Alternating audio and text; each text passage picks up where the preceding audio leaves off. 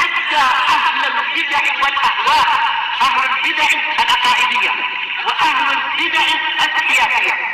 أنا أقول بيننا وبينكم السلف، بيننا وبينكم الكتب، كان فيقول البدع بيننا وبينكم.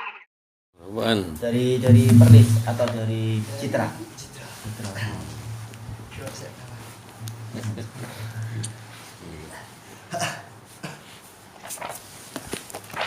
Bismillahirrahmanirrahim. Oh, mana alamatnya? Ketubak belum? Iya. Oh, ini nih alamatnya di sebelah kiri. Tayyib qala rahimahullahu ta'ala qauluhu limiqatina. Lil waqtil ladzi darabna an nukallimahu fi.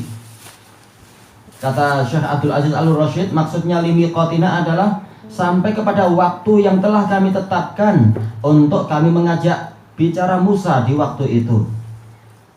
Qauluhu wa kallamahu rabbuh, kallamahu subhanahu wa ta'ala bi kalamin haqiqi, yaitu Allah subhanahu wa ta'ala mengajak Nabi Musa berbicara dengan pembicaraan yang hakiki, yaliqu bi jalalihi wa 'azamatih, perkataan yang memang layak untuk keagungan dan kemuliaan Allah. Wa kallamahu bila wasithah, Allah mengajak bicara Musa tanpa perantara, langsung Nabi Musa mendengar dari balik hijab.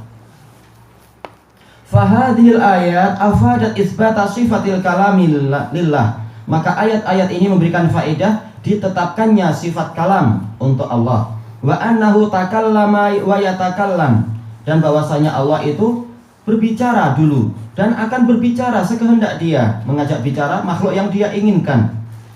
Apakah sampai sekarang Allah berbicara? Iya, berbicara dengan para malaikat, berbicara juga dengan apa? Dengan ruh-ruh orang mukmin barangkali, atau paling tidak adalah orang yang mati syahid sesuai dengan kehendak Allah. Karena setiap hari para malaikat melaporkan amalan, menceritakan ini dan itu kepada Allah, dan Allah lebih tahu. Kemudian Allah beri perintah sekehendak Dia. Allah akan terus berbicara sesuai dengan yang Dia inginkan sampai hari kiamat. Juga apa di dalam surga Allah mengajak bicara dan seterusnya. Salamun qaulam mir rabbir rahim, kepada penduduk surga itu salam sejahtera, itu adalah perkataan dari Rabb yang Maha Penyayang. Wal adillatu dallatu ala annahu yatakallam aktsar min an tuhsar, dalil-dalil yang menunjukkan bahwasanya Allah berbicara itu terlalu banyak untuk dibatasi. Terkadang dengan qala, terkadang dengan apa? Kallama, terkadang dengan apa? Amaro, memerintah, terkadang dengan ausa, memberikan wasiat, terkadang dalam bentuk naha, melarang, terkadang bentuk nada, yaitu menyeru, terkadang adalah yaitu yunaji, yaitu berbisik-bisik. Banyak sekali dalil-dalil yang menunjukkan kalamullah di dalam Al-Qur'an, belum lagi di dalam hadis. Wa fiha araddu ala man za'ama anna kalamahu subhanahu ma'nan wahid qaimun bin nafs. Dan di dalam ayat tadi ada bantahan terhadap orang yang menyatakan bahwasanya kalamullah subhanahu itu suatu makna yang tunggal, yang berdiri pada zatnya Allah, la yutasawwaru an yusma, tidak tergambarkan, tidak terbayangkan bahwasanya kalam itu didengar. Sementara apa? Allah Ta'ala menceritakan di dalam ayat-ayatnya dengan apa? Dengan bahasa Arab yang jelas. Sementara manakala Allah menyebutkan dengan apa? Wa kallamallahu Musa taklima, ini bahasa Arab yang sangat jelas, menunjukkan memang kalamnya adalah kalam hakiki, bukan desiran hati yang kemudian Nabi Musa dijadikan tahu, bukan, yaitu betul-betul mengajak bicara. Dan orang Arab paham bahwasanya yang namanya mengajak bicara berarti ada suara, ada huruf yang didengar dan sebagainya. Demikian pula ayat-ayat yang lain menunjukkan kalamullah betul-betul kalam yang boleh didengar, dan dia bukan makna wahid, bukan hanya satu makna seperti keyakinan orang-orang Asy'ariyah. Mengatakan apa? Perintah itu sama dengan larangan, larangan sama dengan berita, berita sama dengan pertanyaan. Kata mereka ini syai'un wahid, la tatajazza.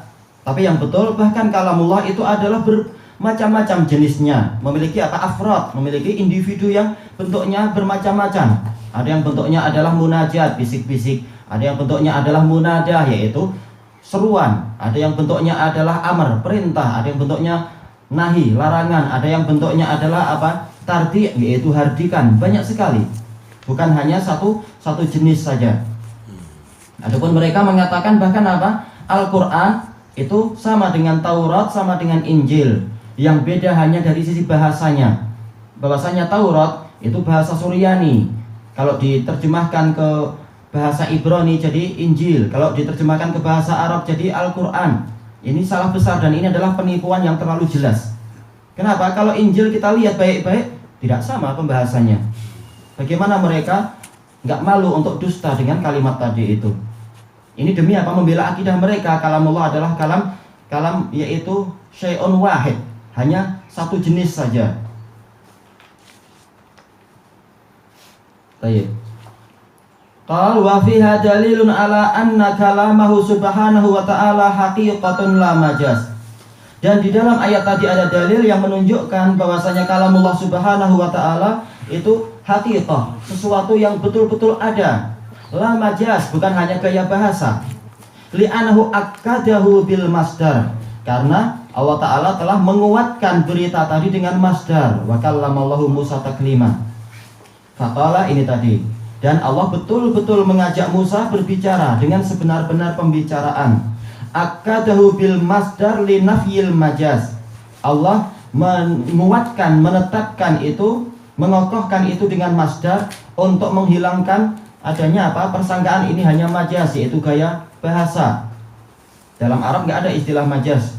Tapi apa? Sebelum itu ada dari perbuatan orang-orang Mu'tazilah, Allah Ta'ala sudah membantah. Mereka mengatakan oh majaz ada. Tapi kalaupun majaz itu ada, maka ayat ini menunjukkan apa? Bicaranya Allah kepada Musa itu bukan majaz. Li'annal Arab la tu'akkidu bil masdar illa idza aradatil haqiqah. Karena orang Arab itu tidaklah menguatkan suatu kalimat dengan masdar, yaitu masdar maksudnya adalah maf'ul mutlaq, kecuali jika dia menginginkan hakikatnya, benar-benar apa? Berdiri, benar-benar duduk, benar-benar bicara dan seterusnya. Wa fiha dalilun ala anna Allah lam yazal mutakallima idza syaa wa mata syaa wa kaifa syaa. Dan di sini ada dalil bahwasanya Allah itu terus-menerus berbicara, terus-menerus berfirman jika dia menghendaki, kapanpun dia menghendaki dan bagaimana kehendak dia, itu terserah dia. Dari mana kita tahu? Yaitu apakah Allah mengajak bicara Nabi Musa ketika Nabi Musa lahir? Enggak. Ketika Nabi Musa membunuh orang Kipti, tidak demikian. Ketika Musa lari ke Madian, tidak juga. Padahal ketika beliau lari ke Madian, Nabi Musa itu berdoa. Apa itu? Asa Rabbi ayyahdiyani sawa as-sabil. Semoga Rabbku membimbing saya ke jalan yang lurus. Allah tidak mengajak bicara Musa. Ternyata apa? Mengajak bicara nanti 10 tahun setelah itu, atau barangkali 8 tahun. Tergantung berapa lama beliau menjalankan kesepakatan dengan mentuanya itu. Nah, baru kemudian apa? Ketika pulang, maka terjadilah apa yang disebutkan itu, yaitu apa? Allah mengajak bicara Nabi Musa di puncak gunung Sinai tersebut. Dan nanti akan terjadi lagi, nanti dalam artian dalam kejadian Nabi Musa itu. Setelah apa? Setelah kejadian yang panjang, bertahun-tahun dakwah di Mesir, kemudian sampai Allah mewahyukan untuk membawa Bani Israel lari dari Mesir menyeberangi Laut Merah itu. Kemudian setelah itu apa? Allah Ta'ala memerintahkan Nabi Musa untuk berangkat ke Gunung Sinai untuk apa? Untuk bermunajat. Nah, kemudian Allah mengajak beliau bicara. Ini menunjukkan Allah terus-menerus berbicara sekehendak dia dan sebagaimana apa yang dia kehendaki. Bukan setiap saat dia mengajak Nabi Musa bicara, tapi di waktu-waktu yang telah apa? Allah tetapkan waktunya, limiqatina, untuk waktu yang telah kami tetapkan, bukan setiap saatnya. Wa fiha dalilun ala anna nau'al kalam qadim. Dan di sini ada dalil bahwasanya jenis kalam itu memang sudah ada sejak dulu. Yaitu sifat kalam itu ada. Bukan seperti keyakinan apa? Mu'tazilah. Allah semula tidak mampu bicara, lalu dia menciptakan pembicaraan, baru mampu bicara. Gimana membayangkan itu? Itu akal yang rusak dari mereka. Program masukkan otak, baru mampu apa? Bicara ini itu. Itu hayalan mereka kalau ada robot macam itu. Tapi tidak layak Allah Ta'ala apa diserupakan dengan makhluk-makhluk yang dhaif macam ini. Allah tidak ada yang serupa dengannya. Qal wa illam yakuni sautul muayyanu qadiman. Walaupun suara tertentu dari Allah Ta'ala memang bukan sesuatu yang ada sejak dulu. Masalah Allah Ta'ala menghardik iblis. Jelas itu bukan sejak dulu, tapi ketika memang memang iblis durhaka, baru Allah Ta'ala menghardiknya. Demikian pula Allah mengusir Adam yaitu mengeluarkan Adam dari surga, bukan sejak dulu, tetapi memang ketika Nabi Adam durhaka. Demikian pula Allah memberikan taufik Nabi Adam untuk membaca Rabbana dzalamna anfusana, bukan sejak dulu, tapi ketika memang sudah di dalam sudah barangkali di bumi dan sebagainya, mendapatkan taufik untuk berdoa dengan doa tadi. Dan demikian pula seterusnya dan seterusnya. Suara-suara tertentu itu bukan sesuatu yang qadim, tetapi waktunya sesuai yang Allah inginkan. Demikian pula ketika Allah Ta'ala menyeru Nabi Musa, itu bukan sejak dulu, bukan ketika Nabi Adam ada dan Nabi Musa belum ada, tapi nanti entah ribuan tahun setelah itu. Ketika Nabi Musa memang sudah ada dan sudah tiba waktunya untuk diseru. Inilah makna bahwasanya jenis kalam itu sudah ada sejak dulu. Asal dari sifat sudah ada sejak dulu. Adapun realisasi dan bentuk-bentuknya itu terserah Allah di waktu yang Allah inginkan. Dan dengan inilah terkumpul dalil-dalil yang diperbincangkan oleh para ahlul bidah, yang mereka sebagian berlebihan, sebagian bersikap kurang dan seterusnya. Yang betul adalah ini tadi perinciannya. Fakalamullahi subhanahu wa ta'ala qadimun nau' hadisul ahad. Maka firman Allah Subhanahu wa ta'ala jenisnya sudah ada sejak dulu, tetapi individu-individunya itu terbaharui sesuai kehendak Allah, kapan dia ingin bicara dengan pola ini, kapan dengan pola itu, dan seterusnya.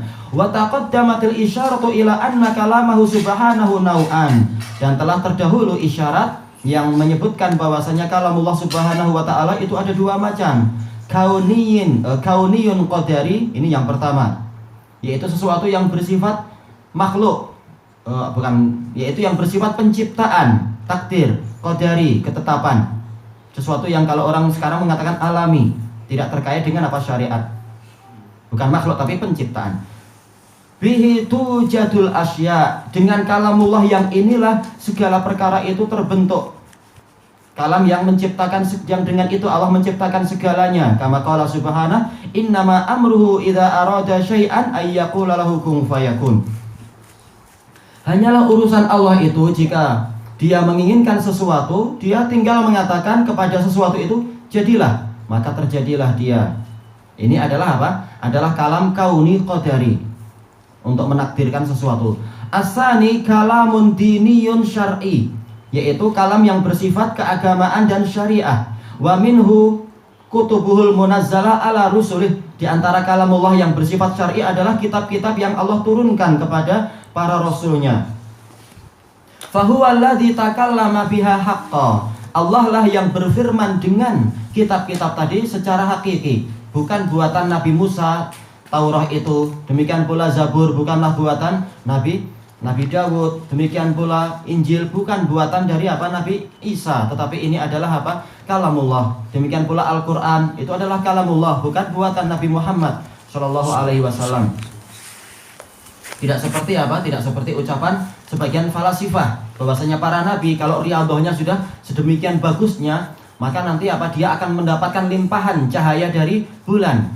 Kemudian dia mampu berbicara dengan kalam-kalam yang hebat itu tadi, yaitu kemudian dinamakan oleh Muhammad sebagai Al-Qur'an. Bukan itu. Itu adalah hayalan mereka. Mereka nggak tahu apa-apa, tapi terlalu menghayalkan segalanya. Ahli filsafat itu membayangkan rasionya begini, karena mereka memang sebenarnya mengingkari adanya para rasul dan mukjizat para rasul. Bahkan kita baca di surat Kabar itu, sebagian ahli filsafat mengatakan sebenarnya dulu di zaman Musa itu, ketika Musa lari dari Parao Ramses itu, dia menamakan gitu. Kebetulan waktu itu memang ada bintang yang sedang mendekat ke bumi. Maka bintang itu dengan elektromagnetnya membuat lautan itu terbelah. Jadi memang mereka nggak meyakini adanya mukjizat dari Allah dan sebagainya. Tapi karena Karena bintang itu. Kalau memang ada elektromagnet harusnya air lautnya tertarik ke atas lah, bukan malah terbelah. Terbelah jadi Terbelah jadi 12 jalan yang masing-masing jalan itu dibatasi dengan dinding lautan yang bagaikan taudil azim, gunung yang tinggi. Nah, gimana dia menjelaskan itu dari teori elektromagnet? Tak mampu dia. Dia nggak hadir di zamannya Nabi Musa, tapi segalanya ingin diakal-akalkan. Itu adalah ahli filsafat, sebagian mereka seperti itu. Baik, kita cari titiknya mana. Qal walaisat makhluqah, dan Al-Qur'an kitab-kitab suci tadi bukanlah makhluk asalkan belum dirubah-rubah. Bal hiya min jumlati sifatih, bahkan dia adalah bagian dari globalitas sifat Allah, yaitu bagian dari sifat-sifat Allah. Wa sifatuhu subhanahu ghairu makhluqah, sifat Allah yang maha suci itu bukan makhluk, bukan Allah pencipta, tetapi memang bukan Allah pencipta sifat dia, tapi memang sifat itu adalah makna yang memang ada pada zat Allah Ta'ala sesuai dengan kekekalan Allah dan yaitu tanpa ada batas awal dan tanpa ada batas akhir. Dia bukan makhluk. Kama taqaddama fi hadis Khawlah, sebagaimana telah terdahulu penyebutannya dari hadis Khawlah binti Hakim. Masalah apa itu? Man nazala manzilan faqala a'udzu bikalimatillahi tammati min syarri ma khalaq. Bahwasanya barang siapa singgah di suatu tempat dan dia mengatakan itu tadi, aku berlindung dengan kalimat-kalimat Allah yang sempurna dari kejelekan makhluk-makhluk yang memiliki kejelekan, maka apa? Terus menerus lam yadurruhu syai'un hatta yartahila min manzilihi dzalik, yaitu dia akan tidak terbahayakan oleh sesuatu apapun sampai dia itu berpindah dari tempat singgahnya dia tadi. Bagaimana berlindung kepada makhluk?